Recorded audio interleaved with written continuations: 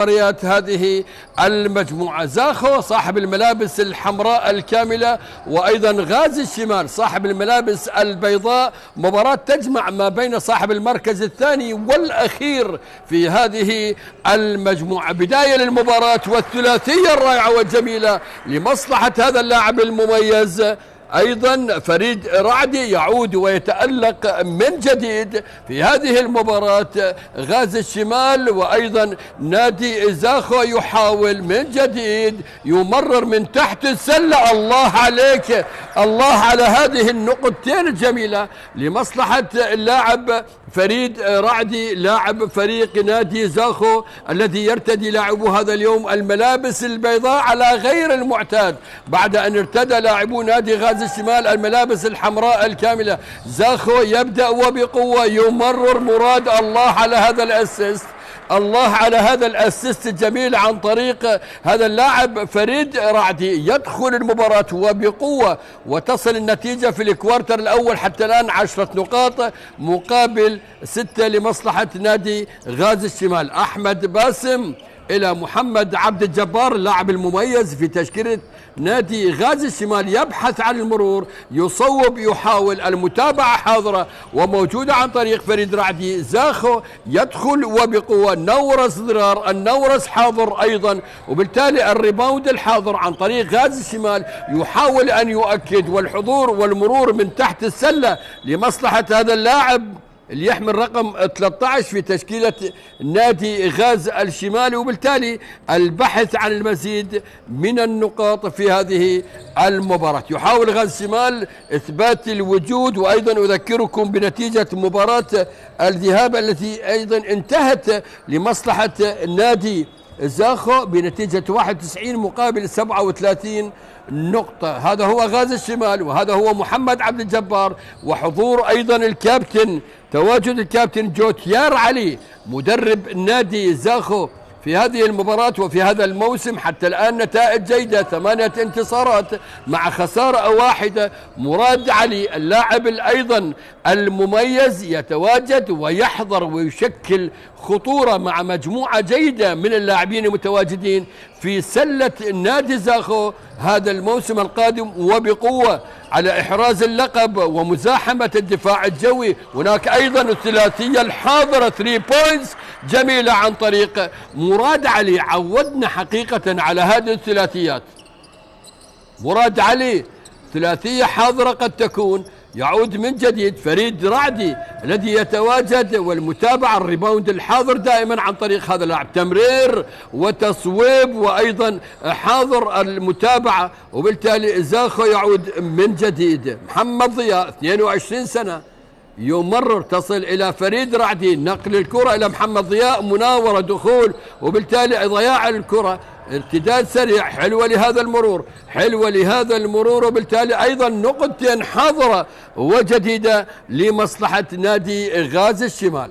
حلوة لغازي الشمال، يصل إلى النقطة 7، وبالتالي يعود من جديد، يعود من جديد نادي زاخو، يعود من جديد نادي زاخو. يحاول من تحت السلة فريد رعدي، يحاول، ولكن الكرة حائرة كانت حول السلة. تعود الحيازة لمصلحة غازي الشمال، البحث عن انتصار ثاني رغم صعوبة المهمة أمام فريق مميز مثل فريق نادي زاخو. هذا هو اللاعب اللي يدخل من تحت السلة، اللاعب اللي يحمل رقم 13 في تشكيلة نادي غازي الشمال، وبالتالي تستمر المواجهة. يستمر فريد رعدي ويستمر زاخو في الهجوم، تمريره وبكل ثقة من تحت السلة عن طريق نورس ضرار لاعب منتخبنا الوطني، 29 سنة، لعب لأندية النفط والشرطة وأيضا الخطوط، تميز مع كل الفرق ويتميز ويحضر وبكل قوة أيضا في هذا الموسم مع فريق نادي زاخو. أحمد باسم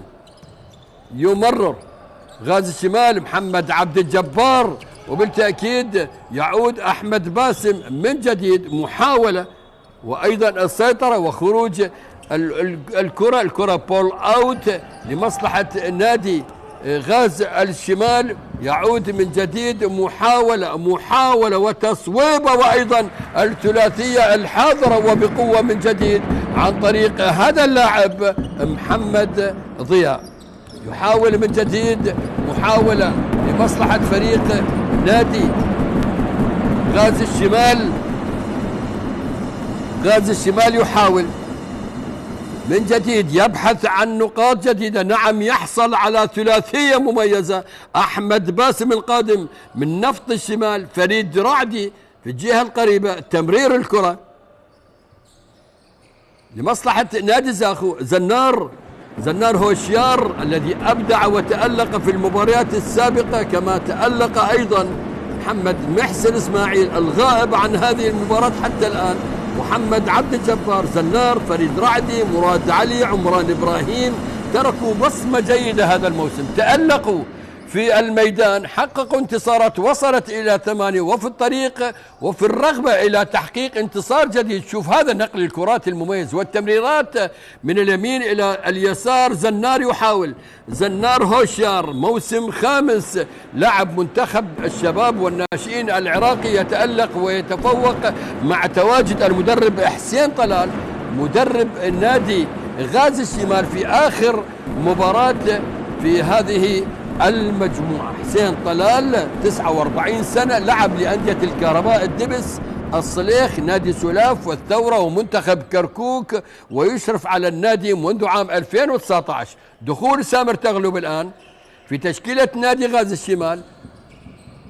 من جديد مراد علي، هذه الأماكن اللي يرغبها مراد من أجل إحراز الثلاثيات. نورس ذرار، نورس تمريرة ستيل، وبالتالي كرة من جديد لمصلحة والحيازة لمصلحة نادي غازي الشمال. محمد عبد الجبار، وبالتالي من تحت السلة يضع أيضا نقطتين جديدة. هذا اللاعب محمد عبد الجبار 33 سنة، مثل شباب العراق سابقا وأيضا مثل البيشمركة. فريد رعدي يحاول من جديد.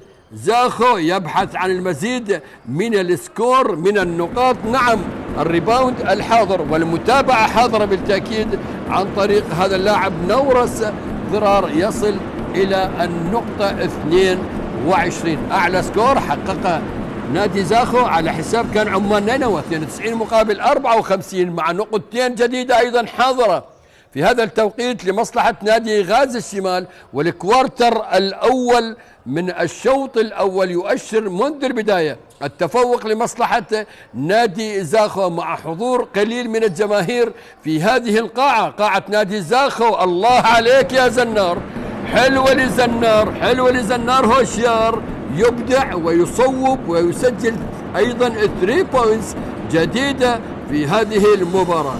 من جديد غازي الشمال، محمد عبد الجبار يمرر، يبحث عن تقليص الفارق خلال الكوارتر الأول. غازي الشمال بعيدة وتصويبة غير دقيقة عن طريق أحمد باسم، ارتداد سريع، مراد يا مراد، والتصويبة والمتابعة الحاضرة، الريباوند حاضر عن طريق زنار هوشيار، ولكن يبدو لي هناك أيضا فاور شوت لمصلحة نادي زاخو في هذه اللحظة.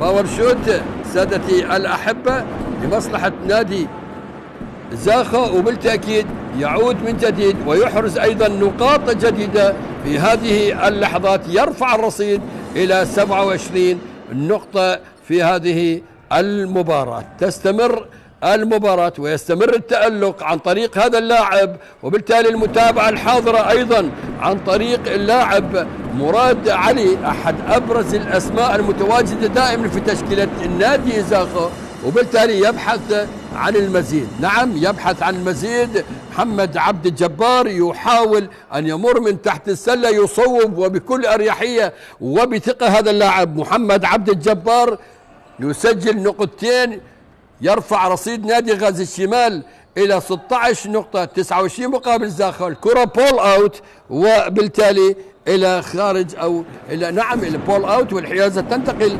لمصلحة نادي غاز الشمال. محمد صباح لاعب يحمل 13 في تشكيلة نادي غازي الشمال الذي يتواجد. نعم، محمد صباح، وبالتالي عذرا لعدم ذكر اسمه في اللقطة الماضية. يعود زنار هوشيار العشر ثواني الأخيرة 29 مقابل 19، رصيد جيد من السكور. الله على هذه التمريرة، الله على هذا الأسس والتمريرة الدقيقة. ونهاية الكوارتر الأول 31 مقابل 19 لمصلحة نادي زاخو. حضور جيد، سكور جيد من النقاط، بداية قوية لفريق نادي زاخو في آخر مبارياته في هذه المجموعة. هو أيضا يشترك مع نادي الدفاع الجوي سادتي الأحبة برصيد النقاط، ولكن فارق السكور يرشح أو يرجح حقيقة، يرجح نادي الدفاع الجوي في الصدارة بفارق السكور يتساوى بالنقاط 17 نقطة لكل فريق. وأيضا هناك يتواجد الفريق الآخر نادي سابيس وأيضا عمال نينوى. وهذه اللقطات الجميلة خلال الكوارتر الأول من عمر هذه المباراة. غازي الشمال صاحب المركز السادس حقيقة لم يظهر بالشكل المطلوب والمعهود عنه كما شاهدناه في المواسم السابقة. تعرض إلى 8 خسارات متتالية مع تحقيق فوز واحد فقط كان على حساب نفط الشمال في مرحلة الذهاب. 65 مقابل 61 مقابل 8 خسارات، آخرها كانت الخسارة أمام نادي سابيس يوم أمس. اليوم يخوض آخر مبارياته في هذه المجموعة. نتمنى التوفيق لهذا الفريق، لهذا النادي. نتمنى أن يكون هناك تعزيز للعديد من اللاعبين في مشوار القادم في البطولات المقبلة كي يعود ويتألق من جديد في سوح السلة العراقية. هذه بعض اللقطات من الزميل المخرج سادتي الأحبة. وزاخو الذي يدخل وبقوة وبأيضا بثقة كبيرة بعد أن حقق الانتصار في 8 مباريات. تعرض إلى خسارة واحدة كانت أمام نادي الدفاع الجوي ويبحث عن المزيد والتألق. وبالتالي هناك 4 فرق من هذه المجموعة التي تتكون من 6 فرق سوف يتأهلون إلى الدور 8 من هذه البطولة. 4 فرق أخرى من المجموعة الثانية. وأيضا هناك الصراع الكبير في المجموعة الثانية ما بين أندية الحلة وكهرباء ودجلة في الحصول على المراكز ال4 مع تواجد نفط ميسان والحشد الشعبي في مراكز المقدمة. وأيضا بداية الكوارتر الثاني وتألق جديد، 3 بوينت جديد مميز لهذا اللاعب فريد رعدي، يعود ويتألق وبالتالي يحصل على 3 نقاط جديدة حلوة لفريد رعدي. يتألق في المراكز الدفاعية. شوف مراد اختراق يمرر وبالتالي انتقال الحيازة لمصلحة نادي غازي الشمال. سامر تغلب يعود من جديد نادي غازي الشمال، يحاول أن يصل إلى نتيجة جيدة. وبالتالي محمد صلاح من تحت السلة يحاول أيضا اللاعب الآخر لاعب نادي غازي الشمال. وتبقى النتيجة 34 مقابل 21 نقطة. الصراع يستمر سادتي الأحبة، ويستمر أيضا صراع الحصول على النقاط.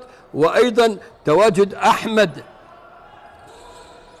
أحمد اللي يحمل رقم 14، أحمد منخي اللي يحمل رقم 14 أيضا يتواجد في تشكيلة نادي غازي الشمال في هذه المباراة.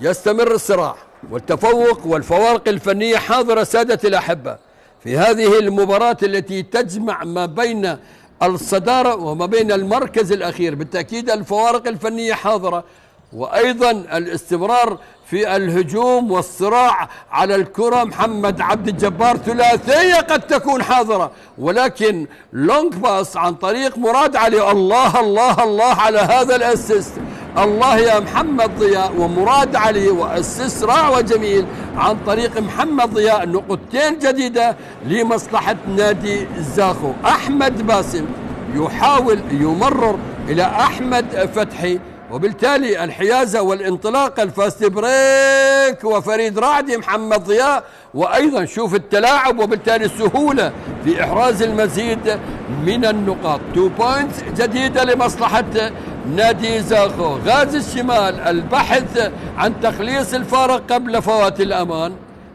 فوات الأوان. أحمد باسم قادم من نفط الشمال، أداء جيد خلال مباريات غازي الشمال مع هذا المتألق الآخر محمد عبد الجبار. وغياب اللاعب ميلانو مصطفى محمد فتحي الذي يغيب منذ آخر مواجهتين، تعرض إلى الإصابة، كان واحد من أبرز العلامات الفارقة أيضا في تشكيلة نادي غازي الشمال، لكن تعرض إلى الإصابة. باص وتمريرات وتصويبات ومتابعات الريباوند أيضا الحاضر في هذه اللحظة عن طريق أحمد باسم. أحمد باسم 25 سنة. محمد عبد الجبار يحاول، محمد صباح من تحت السلة أيضا، مراد علي تمريرة طويلة، محمد ضياء يبحث، تصل من جديد إلى محمد محسن إسماعيل. ميسي زاخو حاضر وفي كل الأوقات والأزمان. محمد محسن إسماعيل، ميسي زاخو، لكن في كرة السلة ميسي زاخو، نعم هذا هو الحاضر دائما، والإبداع الذي يمتلكه أيضا هذا اللاعب. حلوة لميسي وحلوة لمحمد علي مراد، وأيضا حلوة لهذا نورس ضرار 29 سنة يحصل على باور شوت بعد أن حاول المرور والارتقاء والتسجيل من تحت السلة. نورس ضرار 38 مقابل 21 نقطة، فارق جيد حتى الآن ومريح لمصلحة نادي زاخو. يخفق في إحراز الفاور شوت الأول، يعود نورس من جديد. نورس ضرار فاور شوت ثاني قد يرفع الرصيد إلى نقطة جديدة، نعم يسجل الآن وبثقة جديدة، يحاول أن يحرز العديد من النقاط لمصلحة فريق نادي زاخو. نورس 9 نقاط، سكور جيد من النقاط لمصلحة هذا اللاعب حتى الآن في هذه المباراة التي لم تصل إلى أيضا الشوط الأول. حتى الآن الصراع يستمر في الشوط الأول. الله الله الله الله يا محمد صباح، ثلاثية رائعة وبحركة جميلة يحرز 3 نقاط جميلة لمصلحة نادي غازي الشمال. حلوة لهذا اللاعب. مراد علي يحاول، نورس، مراد، ميسي يصوب، ولكن سامر تغلب يتواجد مستوى فني حتى الآن جيد من كلا الفريقين رغم فوارق السكور حقيقة، ولكن المستوى الفني حتى الآن جيد من كلا الفريقين. أداء جيد لهذا اللاعب وللاعبي غازي الشمال. أين كان هذا الأداء في المباريات السابقة في الخسارات التي تعرض لها نادي غازي الشمال؟ أين كان هذا الأداء؟ وبالتأكيد العامل النفسي اليوم لا وجود لضغوطات على هذا الفريق بعد أن علم أنه يغادر بالتأكيد هذه المجموعة. لم يصل إلى المركز الرابع على أقل تقدير كي يصل إلى دور الثمانية، وبالتالي يودع هذه البطولة وهذا الموسم منذ اللحظات ومنذ الأدوار الأولى بحثا عن نتائج أفضل في المستقبل القريب. أحمد باسم 5 دقائق تقريبا مضت على بداية الكوارتر الثانية الشوط الأول من هذه المباراة، والأريحية واضحة على محيا الكابتن جوتيار علي مدرب فريق نادي زاخو. مرور من تحت السلة وبالتالي يبدو أن هناك خطأ. نعم هناك خطأ، وبالتالي جوتيار علي مدرب نادي زاخو سادتي الأحبة، هذا المدرب اللي عمل كمساعد مدرب مع زاخو منذ فترة طويلة جدا، يعلم كل صغيرة وكبيرة في نادي زاخو وتحديد في كرة السلة، وأيضا عمل كمساعد مدرب مع منتخبنا الوطني بكرة السلة للشباب والوطني. الخبرة الكبيرة لهذا المدرب مع زاخو مع المنتخبات الوطنية تقود هذا المدرب إلى نتائج إيجابية جيدة والتصويب الحاضرة، ولكن هذه المرة لم تفلح ولم تنجح عن طريق محمد صلاح.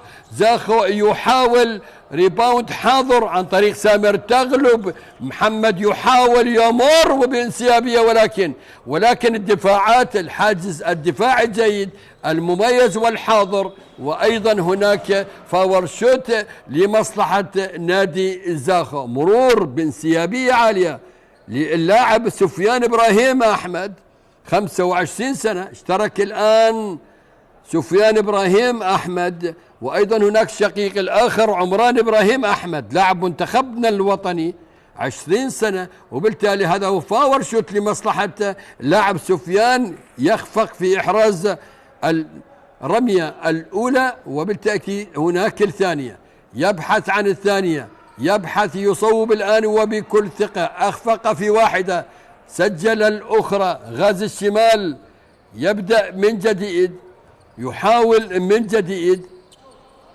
أحمد منخي، محمد صباح، يحاول محمد دخول من تحت السلة لمصلحة نادي غاز شمال، وهذه التصويبة المميزة عن طريق المتألق دائما كما ذكر لكم محمد عبد الجبار، أبدع في جميع المباريات، قدم مستويات إيجابية جيدة. مراد علي تصويبة وأيضا المتابعة الحاضرة حلوة لهذه التصويبة عن طريق مراد علي. مراد يحرز الثلاثيات في الأوقات التي يرغب من خلالها بأن يسجل هذه الثلاثيات. أيضا تدخل واضح، وبالتالي خطأ فاور شوت لمصلحة هذا اللاعب أحمد منخي. جوتيار ترقب ولكن بارتياح في هذه المباراة، ترقب وبارتياح لهذه المباراة. أحمد منخي يصوب، يحصل على نقطة جديدة لمصلحة فريق نادي غاز الشمال، يرفع رصيده إلى 28 نقطة. حديث من الكابتن المدرب حسين طلال مع الملاك أو الطاقم التحكيمي، يحاول أن يعود من جديد. غاز الشمال يبحث عن العودة، يطمح إلى ذلك، صعوبة في مواجهة فريق مميز من تحت السلة. الله ضاعت وهذا الارتداد السريع، شوف خطورة زاخو. الله الله الله الله الله الله على هذا التو بوينتس الجميل عن طريق مراد علي. مراد يصل إلى النقطة السابعة مع هذه التصويبة خطورة زاخو. شوف الانطلاقات السريعة، وبالتالي صعوبة الدفاعات في الفريق الخصم الفريق المقابل. تمرير، محاولة وأيضا ستيل مميز عن طريق نادي غاز الشمال. أحمد باسم يحاول، أحمد يعيد، يمرر الكرة إلى الخلف، تغلب يعود من جديد. أحمد منخي، محمد عبد الجبار بالقرب من عنده، يمرر إلى محمد، يصوب، ولكن أيضا ضاعت من جديد. شوف هذا النقل الكرات السريع وأيضا التمريرات السريعة ما بين لاعبي فريق النادي زاخو، تعطي الأفضلية وتعطي الأريحية في التقدم. وبالتالي شوف نقل الكرات، التمريرات المتقنة من لاعب إلى آخر، تدوير الكرة من جهة اليمين إلى جهة اليسار، والتصويب من الجوانب تعطي الأفضلية لمصلحة هذا اللاعب ولمصلحة هذا الفريق. هذا عمران إبراهيم أحمد، والشقيق الآخر أيضا يتواجد سفيان إبراهيم أحمد. عودونا دائما زاخو على التواجد أيضا الأشقاء في العديد من المباريات. مراد علي مراد والأشقاء أيضا أبناء علي مراد يتواجدون دائما في المواسم السابقة، وهذا الموسم يتواجد الآن مراد علي مراد. وهذه تصويبة عمران إبراهيم أحمد، 20 سنة، 2 5 سنتيمات، حاول أن يحرز نقطة جديدة ولكن عادت والحيازة تنتقل لمصلحة نادي غاز الشمال. محمد فيصل موسم سادس مع نادي غاز الشمال، من تحت السلة يحاول. سامر تغلب، شوف هذه التمريرات، الله على هذه التمريرات. مراد، الله على هذه الثلاثية الجميلة. الله عليك يا مراد علي مراد والثلاثية الجميلة. تحدثنا قبل لحظات وقلنا أن هذا اللاعب باستطاعته أن يسجل في أي وقت، إمكانيات كبيرة في الثلاثيات وإحراز المزيد من النقاط. يتألق، هو أحد الأرقام المهمة والصعبة في تشكيلة نادي زاخو. يحاول من جديد فريد رعدي من تحت السلة والصراع يستمر، وبالتالي أيضا هناك خطأ لمصلحة فريق نادي زاخو. هذا هو سامر تغلب سيمو، يلقب بسيمو. سامر تغلب سيمو يتواجد وأيضا قدم أداء جيد في هذا الموسم مع نادي غاز الشمال. أحمد باسم دقيقة 22 ثانية على نهاية مشوار الشوط الأول. فريد رعدي يصوب يخفق في إحراز نقطة جديدة لمصلحة نادي زاخو. يعود من جديد فريد يصوب، نعم يسجل الأخرى، ومتبقي على نهاية مشوار الشوط الأول دقيقة 20 ثانية.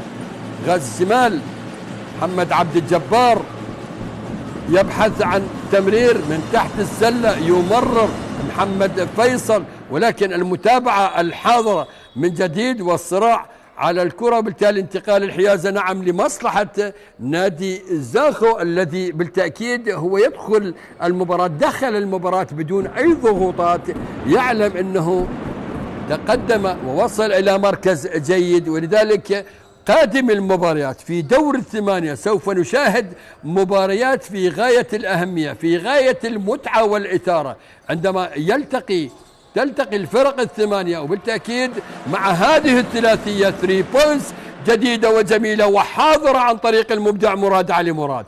هناك إثارة سوف تكون حاضرة في دور الثمانية، التقاء الفرق الثمانية مع بعضها وتأهل 4 فرق في هذه البطولة. بالتأكيد سوف نشاهد الإثارة حاضرة في المباريات القادمة مع وجود وتواجد المحترفين في هذا الموسم. من جديد تمرير محمد عبد الجبار يحاول يرتقي ويسجل، ولكن هذا نعم يسجل الآن بالمتابعة والريباوند الجيد والمميز لهذا اللاعب.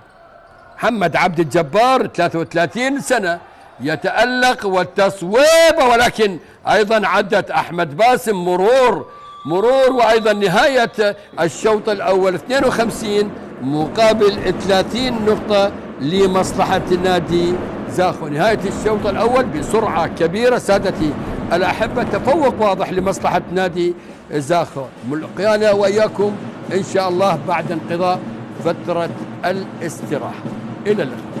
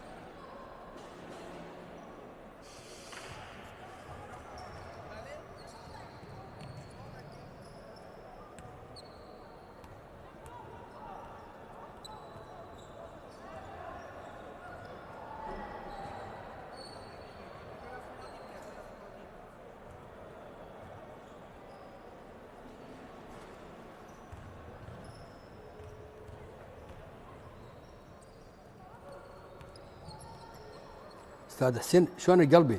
اعتذر جدا اعتذر. قول لي رقم 13 عندكم محمد صباح والأرب. فد لحظه الكاخ ومنتخب شباب العراق.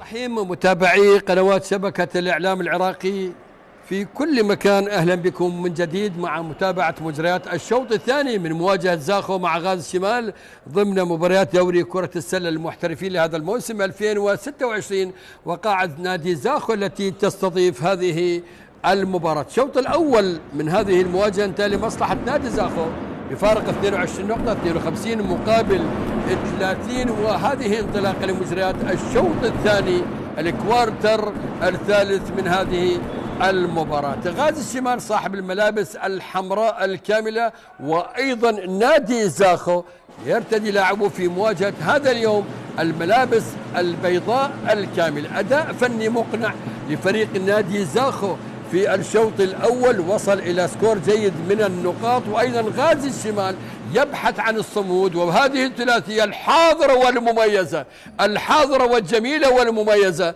عن طريق المميز دائما محمد عبد الجبار لاعب نادي غاز الشمال يحرز ثلاثية، وبالتالي يعود من جديد غاز الشمال عن طريق أحمد باسم. تمريرة إلى تغلب إلى سيمو، يحاول من جديد أحمد باسم محمد عبد الجبار باس نقل كرات، وبالتالي أيضا هذه أيضا واحد من الأسماء أيضا الجيدة التي تتواجد علي حسين طلال والثلاثية، ولكن لم تكتمل. علي حسين طلال نجل المدرب حسين طلال يتواجد أيضا في هذه المباراة، ويشترك هذا اللاعب الشاب 21 سنة في تشكيلة نادي غاز الشمال. من جديد يحاول زاخو، يصوب زاخو، الريباوند الحاضر وايضا المميز عن طريق فريد رعدي لاعب نادي زاخو، يحاول ان يسجل اللاعب عمران ابراهيم من تحت السله يرتقي، وهذا شوف هذه التمريره الجميله والمتابعه ايضا عن طريق ميسي زاخو محمد محسن اسماعيل يحرز نقطتين جديده لمصلحه نادي زاخو. أبناء الخابور يصلون إلى النقطة 54، وهذا المرور من تحت السلة، نقل الكرات المميز فريد رعدي، الله الله الله الله الله، ولكن أيضا هناك خطأ. نعم فاور شوت، سلامات لهذا اللاعب، وبالتالي هناك فاور شوت رميتين حرة، خطأ لمصلحة أبناء الخابور. شوف هذا المرور الجميل، هذا المرور الجميل لهذا المميز ميسي زاخو، ولكن في عالم كرة السلة. نعم ميسي يتقدم، يصوب، يخفق في الرمية الحرة الأولى ويبحث عن النجاح في الثانية. يبحث ميسي عن النجاح، وبالتالي نعم ينجح في إحراز الفاور شوت الثاني، يرفع رصيد أبناء الخابور زاخو إلى 55. انطلاقة المباراة في الشوط الثاني، مستوى فني كما كان عليه في الشوط الأول، مباراة جيدة حتى الآن على الرغم من الفوارق الفنية الكبيرة ما بين الفريقين، ولكن يحاول غازي الشمال بهذا الأداء الجيد والمميز، وأيضا نتمنى أن يكون هناك أداء مغاير في البطولات المواسم المقبلة. وكما أكد لي الكابتن المدرب حسين طلال مدرب نادي غازي الشمال قبل المباراة بأن هناك سوف يكون هناك أداء مغاير وتشكيلة لاعبين مدعومة جديدة لنادي غازي الشمال في الموسم المقبل. سلامات للاعب نادي غازي الشمال، سلامات لهذا اللاعب. قد يكون هو اللاعب أعتقد مصطفى قاسم، أعتقد أو هو اللاعب. سلامات شوف أعتقد اللاعب يتلقى العلاج، وهذا هو الكابتن حسين طلال مدرب نادي غازي الشمال اللي يقود هذا الفريق منذ 2019. هذا هو اللاعب محمد صباح اللي مثل الكرخ وأيضا لعب لمنتخب أو هو لاعب منتخب شباب العراق. سلامات لغازي الشمال للاعب غازي الشمال محمد صباح، تعرض إلى إصابة بسيطة، أبدع وتألق محمد في الشوط الأول مع سلة زاخو في هذه المباراة. سلامات يتلقى العلاج وأعتقد يعود من جديد إلى تكملة المباراة. نعم ضروري أن يتواجد مثل هذا اللاعب محمد عبد الجبار، سامر تغلب، علي حسين طلال. علي حسين يبحث عن الثلاثية ولكن أيضا الكرة بول أوت، يخفق علي حسين طلال اللي شاهد الآن في الصورة. نجل المدرب 21 سنة يتواجد يكتسب الخبرة من هذه المباريات، وبالتالي لا يزال زاخو يتفوق في هذه المباراة.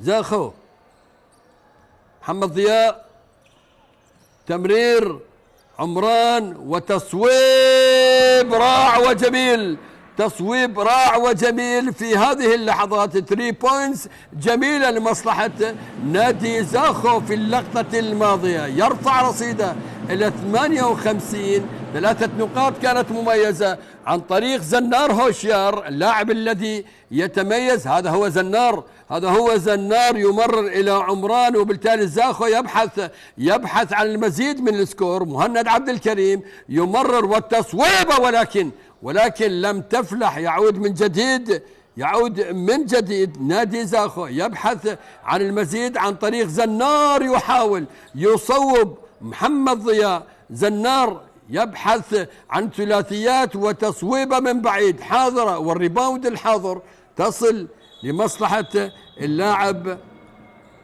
أحمد منخي. سقوط أيضا لمحمد عبد الجبار. سلامات لهذا اللاعب سادتي الأحبة، وبالتالي سقوط على أرضية الملعب. سلامات لمحمد عبد الجبار، أحد أهم الأوراق المهمة لدى الكابتن حسين طلال في مباريات نادي غازي الشمال، يحقق العديد من النقاط ويحقق المزيد من المستويات أيضا الطيبة والمميزة دائما. يتعرض إلى إصابة بسيطة. سلامات لمحمد عبد الجبار مثل البيشمركة، لعب لشباب العراق، 36 سنة خبرة كبيرة، أو 33 سنة عذرا، 33 سنة 36 سنة كان مصطفى ميلانو الغاب عن هذه المباراة. نتذكر هذا اللاعب دائما في جميع المباريات. وهذه الثلاثية فروم داون تاون. نعم لهذا اللاعب أحمد باسم، ثلاثية من مسافة بعيدة، يتمكن من أن يحرز 3 نقاط جديدة ومميزة. وهذه الثلاثية قد تكون حاضرة والتصويب، ولكن فاست بريك أحمد باسم، وبكل ثقة. نعم وبكل ثقة أحمد باسم يتألق اليوم، يبدع اليوم. غازي الشمال حقيقة أحيي غازي الشمال على هذه الروحية في هذه المباراة، على هذا المستوى اليوم. حقيقة مستوى جيد رغم التأخر بالسكور أمام فريق صعب ومتمرس ومميز هو نادي زاخو. حلوة لغازي الشمال في هذه المباراة سادتي الأحبة. أداء جيد حتى الآن، ومقارعة فريق نادي زاخو. سامر تغلب تغلب، يبحث أحمد باسم تصويبه، ولكن هذه المرة لم تنجح ولم تفلح. محمد ضياء مخالفة المشي وولك، وبالتالي انتقال الحيازة لمصلحة نادي غازي الشمال. علي حسين طلال في الجهة البعيدة. نصف الشوط أو نصف الكوارتر الثالث انتهى تقريبا، لا يزال التقدم والتفوق حاضر لمصلحة زاخو 58-37. تمرير غاز شمال يحاول تصويبه، ولكن أيضا عدت وضاعت. وشوف هذا نقل الكرات السريع، تمريرة دقيقة ومتقنة وسريعة لمصلحة نادي زاخو، يحرز من خلالها نقطتين جديدة. يحاول أن يمر محمد الصباح، وبالتالي أيضا انتقال الحيازة، الكرة بول أوت. غاز الشمال يعود من جديد. أحمد باسم يناور، يتلاعب في الكرة، يمرر إلى اللاعب الآخر أحمد منخي. أحمد يحاول من تحت السلة، ولكن الكرة والحيازة تنتقل لمصلحة الفريق الأبيض. حلوة لأحمد منخي، مستويات جيدة أيضا من خلال تمثيله لفريق نادي الحشد الشعبي، وأيضا لعب لنادي الشرطة منتخب العراق. وبالتالي أحمد منخي يتواجد اليوم ويشكل مع محمد صباح أداء جيدا مع بقية اللاعبين. وهذا هو الفاست بريك، وأحمد باسم الله لأحمد باسم يسجل نقطتين 2 بوينتس جديدة، يقلص الفارق الآن إلى 21 نقطة. فارق كبير حقيقة، فارق كبير من السكور لمصلحة النادي زاخو، فارق كبير من النقاط. نادي زاخو أحرز العديد من الثلاثيات، مخالفة أيضا الوولك الحظر في هذه اللحظات. ويعود نادي غاز شمال. حلو هذا المرور، ولكن يبدو لي أيضا الحيازة تنتقل لمصلحة النادي زاخو. ترقب هادئ في هذه اللحظات عن طريق جوتيار علي، يفكر في المشوار القادم بمن سيلتقي نادي زاخو في دور الثمانية. وأذكركم الأول من المجموعة الأولى يلاعب الثاني من المجموعة أو الرابع من المجموعة الثانية. هذا هو نظام البطولة، وأيضا الثاني مع الثالث لكلا المجموعتين، وبالتالي الوصول إلى 4 فرق والوصول إلى الدور نصف النهائي من هذا الدوري. مراد تمريرة باس إلى عمران، يصوب من بعيد، والكرة إلى خارج الميدان. مراد يتحدث مع أحمد باسم. النتيجة لا تزال حاضرة بالتأكيد لمصلحة أبناء الخابور. غاز الشمال محمد صباح يحاول يصوب، وأيضا نقطتين 2 بوينتس جميلة وجديدة لمصلحة نادي غازي الشمال. حلوة لهذه النقاط الجميلة اللي يحرزها نادي غازي الشمال، وأداء حتى الآن جيد. نعم، أداء سريع وفني في هذه المباراة. يناور محمد ضياء، يحاول الدخول، ولكن أعتقد يبدو لي هناك خطأ لمصلحة هذا اللاعب محمد ضياء لاعب نادي زاخو. وبالتالي محاولة مرور من تحت السلة، ويحصل أيضا على خطأ سادتي الأحبة. وبالتالي يواصل نادي زاخو المشوار ويبدع ويحرز المزيد من السكور من النقاط في هذه المباراة، أملا بالوصول إلى نتيجة أكبر، وبالتالي إحراز المزيد من التفوق الذي لا يزال حاضر. نعم، لا يزال حاضر حتى الآن لمصلحة نادي زاخو. 8 انتصارات مقابل خسارة واحدة. مراد فاور شوت أول لمصلحة هذا اللاعب.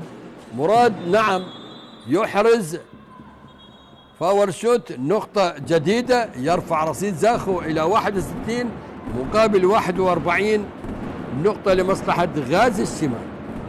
أذكركم أيضا بأن أعلى سكور وصل إليه نادي زاخو في مباراته مع عمال نينوى، أحرز 92 مقابل 54 نقطة. سامر تغلب، غازي الشمال، أحمد منخي، يمرر أحمد باسم،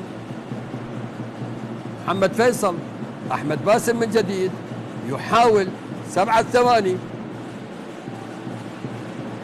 محمد صباح تصويبة غير متقنة وضاعت وعدت، وبالتالي انتقال الحيازة إلى زنار هوشيار، مراد علي، مراد، والتصويبة أيضا، والتصويبة الجميلة، التصويبة الحاضرة، وأيضا 3 بوينتس عن طريق محمد ضياء لمصلحة نادي زاخو. حلوة لزاخو، حلوة لأبناء الخابور في هذه القاعة التي لم تشهد حضورا جماهيريا كما شهدها لقاء الدفاع الجوي مع زاخو قبل يومين. مباراة كانت ممتعة مع حضور جماهيري ممتع، أعطى جمالية للمباراة.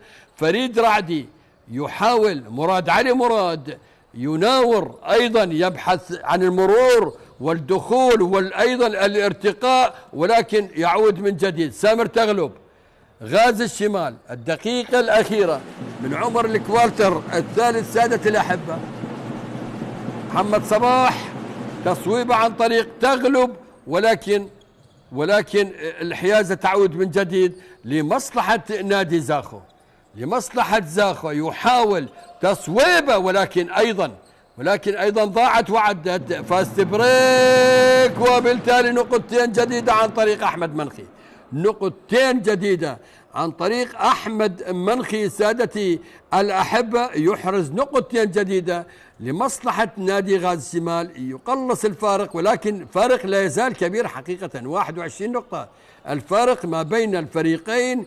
يبحث عن المزيد زاخو من خلال هذه الثلاثية التي لم تنجح، وأيضا انتقال الحيازة، خبرة الملاعب وخبرة المباريات يحصل على حيازة جديدة. كابتن حسين طلال جهد فني مميز مع غازي الشمال هذا الموسم على الرغم من الخسارات، لكن قدم فريق وبالتالي يطمح إلى المزيد في المشوار المقبل مع سلة غازي الشمال. الثواني الأخيرة والثلاثية، نعم الثلاثية الحاضرة، وبالتالي زاخو يبدع عن طريق هذا اللاعب. 67 مقابل 43 نقطة لمصلحة زاخو بالثلاثية التي كانت حاضرة عن طريق المميز مراد علي مراد. نهاية الكوارتر الثالث سادتي الأحبة، بانتظار لحظات ويبدأ المشوار في الفصل الأخير، الربع الأخير من هذه المباراة. أذكركم أيضا هناك مواجهة أخرى سوف تجمع ما بين عمال نينوى مع الدفاع الجوي.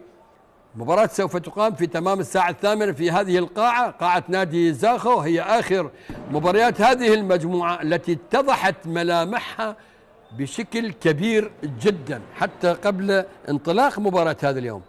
الدفاع الجوي زاخو سابيس مع عمال نينوى إلى الدور 8 من هذه البطولة. هناك أيضا صراع كبير في المجموعة الأولى التي انطلقت مبارياتها أيضا هذا اليوم، مع وجود مباريات أخرى يوم غد. اليوم الحج الشعبي مع اليقظة، الكهرباء مع دجلة الجامعة، نفط ميسان مع الحلة. يوم غد تختتم المواجهات بلقاءات نفط ميسان مع دجلة الجامعة، الحشد الشعبي مع الكهرباء، اليقظة مع الحلة، وبالتالي الوصول إلى دور الثمانية، أول المجموعة الأولى مع رابع المجموعة الثانية، وأيضا ثاني المجموعة الأولى مع مع ثاني المجموعة أيضا الثالثة. وبالتالي هذا التقاطع سوف يتم من خلالها حضور 4 فرق فقط، 4 تغادر و4 تبقى في مباريات الدور نصف النهائي. مباريات أيضا هناك بلاي أوف سوف تكون حاضرة من جديد في دوري هذا الموسم. حكام الطاولة لمباراة هذا اليوم وحكام اللي يقودون مواجهة هذا اليوم الدوليين هوار حسن، بهدين شكري، مع أيضا الحكم الآخر الاتحادي كرزان عمار، وتواجد المراقب الفني سمير محمد علي في هذه المباراة. والربع الأخير سادتي الأحبة، زنار هوشيار، سفيان إبراهيم أحمد، مراد علي مراد، زاخو من جديد، أبناء الخابور، تصويبة من بعيد، والمتابعة الحاضرة عن طريق محمد صباح، أحمد منخي إلى محمد صباح من جديد. يحاول غازي الشمال قدر الإمكان الوصول إلى أعلى رصيد من السكور، وبالتالي هذه المحاولة أيضا الجديدة. ومحمد فيصل نقطتين جديدة، موسم سادس لمحمد فيصل مع غازي الشمال، 36 سنة، الخبرة الكبيرة لهذا اللاعب. زنار مراد يخترق، يمرر ويصوب، ولكن محمد عبد الجبار يتابع الريباوند والمتابعة والتمريرة الجميلة الآن لمصلحة غازي الشمال. محمد صباح يناور يبحث، ولكن انتقال، شوف هذه السرعة وهذه السرعة، وهذا محمد أيضا مراد يا مراد، وأيضا نقطتين جديدة يصل إلى سكور جيد من النقاط، 19 نقطة حتى الآن، 19 إلى مراد علي مراد نجم نادي زاخو. حلوة، يتألق مراد مع فريد رعدي، مع زنار، مع نورس، مع عمران، مع سفيان، أسماء جيدة، وأيضا تتواجد وتقدم الأمتع دائما طيلة المباريات. ميسي يا ميسي، وأيضا حاضر مراد من جديد، يصل السكور إلى 21 نقطة، يرفع رصيد الشخصي في هذه المباراة. حلوة لميسي 69 مقابل 45. أحمد منخي ثلاثية، ولكن التصويبة الحائرة تعود من جديد لمصلحة محمد صباح. يحاول أحمد باسم، يمرر أحمد باسم، والمتابعة عن طريق رعدي، المتابعة والريباوند الحاضر السريع عن طريق فريد رعدي، التصويبة الحاضرة، وأيضا هذه نقطتين، ولكن لم تحتسب أو لم تدخل السلة. نعم، لم تدخل السلة، وزاخو يصل إلى النقطة 71 مقابل 45 نقطة. يقدم زاخو أداء جيد، وبالتالي يصل إلى الانتصار التاسع في هذه المجموعة الأولى. فاور شوت يخفق من خلال فريد رعدي، يخفق في الفاور شوت الأول، يطمح في إحراز نقطة جديدة في التصويبة الثانية. نعم، ينجح في الثانية. محمد فيصل، أحمد منخي، محمد فيصل، أحمد باسم إلى محمد صباح، محمد يمرر إلى من جديد محمد فيصل، الكرة حائرة، وأيضا ميسي لونج باس من تحت السلة مراد، وأيضا نقطتين 2 بوينت جديدة لمصلحة مراد علي مراد. حلوة لمراد علي مراد، حلوة لهذا اللاعب، حلوة لهذا الأداء، وبالتالي يتقدم يتواصل، وبالتالي يمر من جديد غازي الشمال، محاولة لإحراز نقطتين، لونج باس، وأيضا مراد علي مراد. اليوم مراد علي مراد أعتقد هو اللاعب الأول والأبرز والأفضل في هذه المباراة عن طريق إحراز المزيد من السكور، وبالتالي يضع نادي زاخو عند عتبة 76 مقابل 45 نقطة. يعود من جديد، يحاول أحمد منخي من جديد، يحاول سفيان تمرير الكرات من تحت السلة. الله على هذه الكرات الجميلة، الله على نقل الكرات المميزة والتمريرات المتقنة للاعبي فريق النادي زاخو. يبدعون، يتألقون ويسجلون، وبالتأكيد هم حاضرين دائما في كل الأوقات والأزمان وتحقيق المزيد من الانتصارات. لونج باس جديد، مراد يا مراد، وأيضا يحصل على فاور شوت، يحصل على خطأ فاور شوت من رميتين لمصلحة مراد علي مراد في هذه المباراة. غازي الشمال يتأخر بفارق كبير سادتي الأحبة غازي الشمال محافظة كركوك اللي قدمت إن أيضا العديد من الأسماء. لابد أن نستعرض بعض الأسماء التي مرت على تاريخ سلة كركوك. هناك عامر عبد الرحمن، جمعة عبد الرحمن، الأشقاء أيضا كريم حمزة، لطفي لطيف، خطاب عمر، عباس محمود، عدنان سعيد، فاضل عمر، وأيضا العديد من الأسماء التي أيضا تركت بصمة على لاعبي كرة السلة في كركوك. كان لهم وجود حاضر خلال المواسم السابقة الطويلة أيضا، وأيضا لا يزال المشوار حاضر عن طريق شوف السكور لمراد علي يصل إلى النقطة 25 سكور جيد وكبير للاعب مراد علي، اختراق ودخول بكل أريحية وبكل ثقة عن طريق محمد عبد الجبار. الله الله الله الله الله الله، ولكن لم تكتمل اللقطة عن طريق مراد علي. مراد بدأ زاخو يستعرض في هذه المباراة، بدأ يستعرض في هذه المباراة.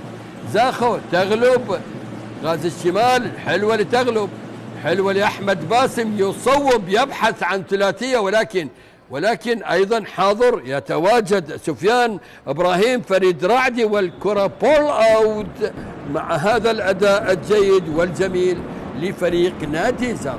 5 دقائق فقط متبقية مع بعض الثواني. سلامات إلى محمد محسن إسماعيل، ميسي أبناء الخابور، ولكن في عالم كرة السلة يتواجد ويحضر ويقدم المزيد من الأداء الفني في هذه المباراة. غازي الشمال محمد صباح من تحت السلة، نقطتين أيضا جديدة لمصلحة نادي غازي الشمال. مراد علي، مراد، ميسي، رعدي يحاول يصوب بحثا عن الثلاثية.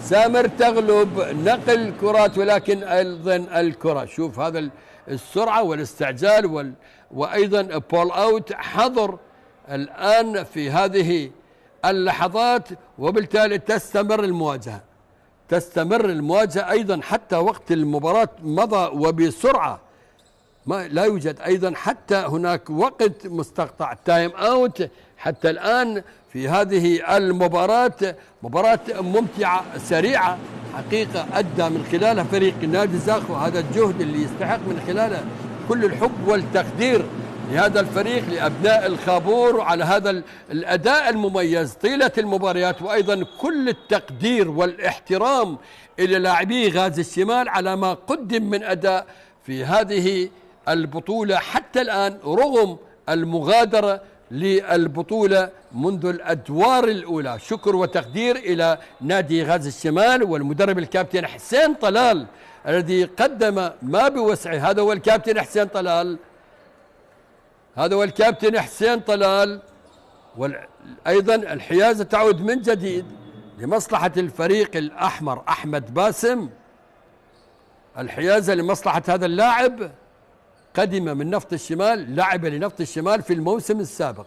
محمد عبد الجبار، سامر تغلب، أحمد منخي، أداء جيد قدم أيضا مع نادي الحشد والشرطة. يحاول محمد من تحت السلة، المتابعة الحاضرة لميسي مع هذا اللونج باس، ومراد، يا مراد، الله عليك يا مراد، الله عليك يا مراد علي. مراد نجم المباراة يضيف أيضا 2 بوينتس جديدة في هذه اللحظات. في اللقطة الماضية يتألق، شوف نقل الكرات السريعة، الكرات المتقنة والحاضرة، وأيضا شوف هذا التفاهم السريع ما بين لاعبي فريق نادي زاخو غازي الشمال. يبحث أيضا، هذا هو مراد، يتراجع الآن، يتراجع يبحث، شوف هذه المناورة والتصويبة، ولكن أيضا متابعة حاضر عن طريق ميسي. مراد، ونقطتين جديدة وجميلة، نقطتين جديدة وجميلة عن طريق مراد علي. حلوة لمراد وحلوة لهذه يعني النقلات الجيدة. يصل زاخو إلى السكور رقم 84، أعلى سكور سجله 92. هل سوف يتجاوز هذه المباراة هل تتجاوز سكور حاجز 92 مع هذه التمريرة، وبالتالي تيرن اوفر حاضر ايضا للاعبين نادي زاخو. يحاول احمد باسم ويحاول ايضا هذا المتألق محمد صباح 3 بوينتس جميلة عن طريق هذا اللاعب. حلوة لمحمد، حلوة لمحمد صباح، حلوة لهذا اللاعب، ايضا قدم مستويات مميزة مع نادي الكرخ، وأيضا لاعب منتخبنا الشبابي محمد صباح اليوم أبدع حقيقة وقدم أداء جيد. وبالتالي هذه التصويبة الحاضرة، هذه التصويبة الحاضرة والمتابعة المتواجدة أيضا عن طريق محمد فيصل، عن طريق محمد فيصل. أحمد فتحي يمرر إلى محمد صباح من تحت السلة ويحاول نقطتين. شوف هذه الباسات الكبيرة، شوف هذا الفاست بريك، وأيضا نقطتين جديدة، نقطتين جديدة لمصلحة نادي زاخو. دقيقتين فقط وتنتهي المباراة، وزاخو يفرض وبقوة الحضور الكبير الواسع، وبالتالي يحصل الآن غازي الشمال على فاول، وأيضا رميتين حرة لمصلحة هذا اللاعب أحمد باسم. دقيقتين أو أقل على نهاية المباراة، 86 مقابل 54 نقطة لمصلحة نادي زاخو. يصوب، ينجح أحمد باسم. أيضا أحمد 25 سنة، متر 65، ولكن أيضا لديه ثقة كبيرة بالمرور، وأيضا المراوغة والدخول من تحت السلة وبسرعة كبيرة. حلوة لأحمد باسم، حلوة لهذا الأداء، أيضا حلوة وأيضا لهذا المدرب جوتيار علي. هناك تايم أوت في هذه اللحظات، تحدثنا قبل قليل وقلنا لا وجود لتايم أوت، وقت مستقطع في هذه المباراة. الآن يتواجد التايم أوت في الدقيقتين أو أقل من عمر نهاية هذه المباراة. كابتن حسين طلال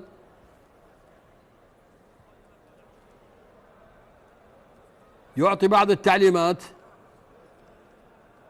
في نهاية قبل نهاية المباراة.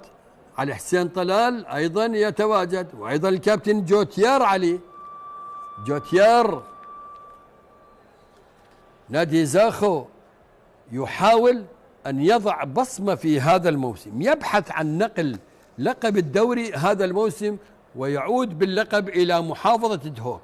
زاخو يعني بالتأكيد هناك دهوك كان حاضر وبقوة أيضا في المواسم السابقة. سادتي الأحبة، أول من حصل على اللقب لنادي دهوك كان أعتقد في موسم، نعم نادي دهوك أحرز اللقب في موسم 2008 2009 و2009 2010 2010 2011 وأيضا 2011 2012. بدأ المشوار في موسم 2008 وانتهى في موسم 2012. 4 ألقاب متتالية لنادي دهوك لمحافظة دهوك.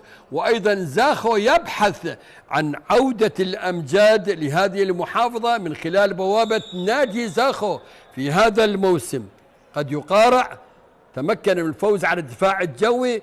قد نشاهد المزيد من المباراة المثيرة في الأدوار المقبلة، وقد نشاهد أيضا حضور وتواجد من قبل المجموعة الثانية. هناك أيضا أندية مميزة في مجموعة بغداد التي تقام على قاعة نادي الأرمني. العديد من الأندية قدمت أداء جيد وممتع أيضا في المجموعة الثانية. سادة الأحبة، هناك نفط ميسان الذي أبدع، والحلة أيضا تألق، وأيضا الحشد الشعبي الآخر. وبالتالي ننتظر المزيد من هذه الأندية خلال المشوار المتبقي من عمر دوري كرة السلة للمحترفين في هذا الموسم 2026. عودة ونهاية الوقت المستقطع، التايم أوت، الدقيقتين الأخيرة. كل الحب والتقدير لكل من ساهم بإنجاح مباريات المجموعة الأولى، سواء في التجمع الأول الذي أقيم في كركوك، وأيضا هذا التجمع الذي يقام في قاعة نادي زاخو. محمد محسن إسماعيل يضع أولى الكرات. ميسي يصوب، يصل إلى النقطة 87،